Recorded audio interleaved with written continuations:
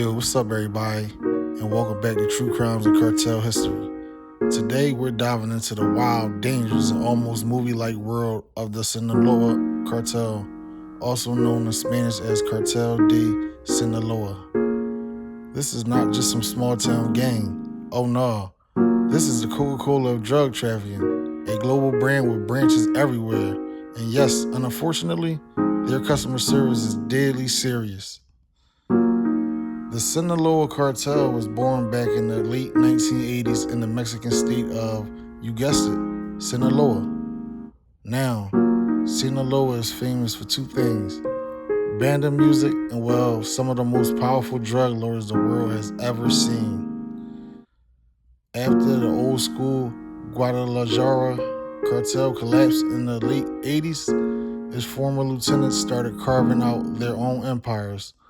Among them names that would later become legendary: Joaquín Guzmán Luera, better known as El Chapo; Ismael Zambada Garcia, better known as El Mayo; and Hector Salazar, aka El Guerrero Palma.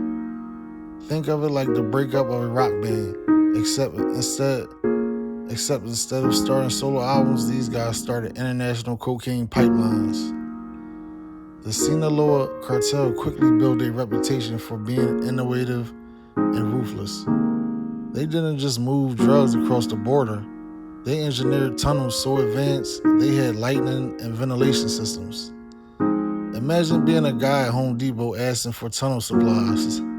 Yeah, I'm just digging to America. You got extension cords? They ship drugs in submarines, private planes, and even jalapeno cans.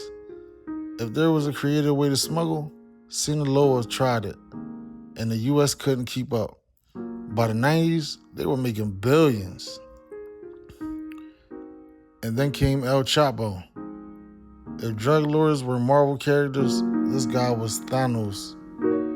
Standing only 5'6", he wasn't tall, but his legend, sky high. El Chapo became infamous, not just for running the cartel, but for his prison escapes. In 2001, he escaped from a maximum security prison by hiding in a laundry cart. Yes, a laundry cart. That's either genius or something straight out of a Looney Tune episode. Then in 2015, he escaped again, this time through a mile-long tunnel dug straight into his prison cell shower, with motorcycles on rails inside the tunnel. That's right, this man had an underground subway system while most of us are still waiting for better Wi-Fi. But let's be clear, the Sinaloa Cartel wasn't just about crazy escapes. They ran one of the biggest drug empires in human history. Cocaine from Colombia, heroin from Mexico, meth labs in the mountains, and now fentanyl, the synthetic gold rush. They supplied not only the US, but also Europe, Asia, Africa, and Australia. They are like the Amazon Prime, delivering worldwide, except with no return policy. Their estimated revenue? Billions per year. And how did they keep power? A mix of bribery, corruption, alliances, and when necessary, extreme violence. Politicians, police, and even parts of the military often found themselves on the cartel's payroll. Of course, no empire lasts without enemies. The Sinaloa Cartel's biggest rival today is the Jalisco New Generation Cartel, or CJNG. These guys are younger, more aggressive, and basically said, "Move over, Grandpa, we run Mexico now." The wars between Sinaloa and CJNG have turned parts of Mexico into battlegrounds, with shootouts, ambushes, and entire towns caught in the middle. It's like Games of Thrones, but with AK-47s instead of dragons. After El Chapo's arrest and extradition to the U.S. in 2017, the question was, who's in charge now? Meet Los Chapitos, Chapo's son, Ivan Archivaldo, Jesus Alfredo, Joaquín Jr., and Oviedo. They're flashy. They love social media, and they continue the business while keeping the Guzmán family brand alive. In fact, Ovidio was captured in 2019 and then released after the cartel literally overpowered the Mexican army in broad daylight. Damn.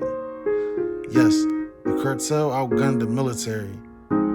That tells you everything you need to know about their power. Today, the Sinaloa Cartel is still considered the most powerful drug trafficking organization on the planet. While El Chapo rots in a U.S. Supermax prison, El Mayo and Los Chapitos keep the business running. They diversify into fentanyl, which is more profitable and easy to smuggle than traditional drugs. U.S. officials say most of the fentanyl on American streets today come from Sinaloa. Their grip is global, their influence unmatched. So whether you see them as criminal masterminds, ruthless killers, or just the ultimate anti-heroes, one thing is clear: the Sinaloa Cartel has written itself into history books. From tunnels with lighting to legendary escapes, they've shown the world what organized crime looks like on steroids. The DEA says they were all members of the Sinaloa Cartel, the largest drug cartel in the world. DEA says it's cracking down on a major drug syndicate at work in New England, the Sinaloa Cartel.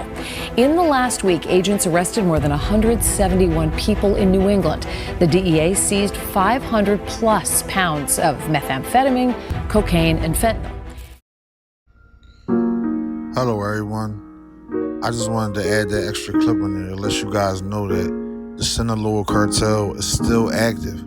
They're still out here. 177 members were arrested in New England. These guys are still active. You know, there's no stopping them for real, you think about it, because they built an empire so strong, it'll probably never fail.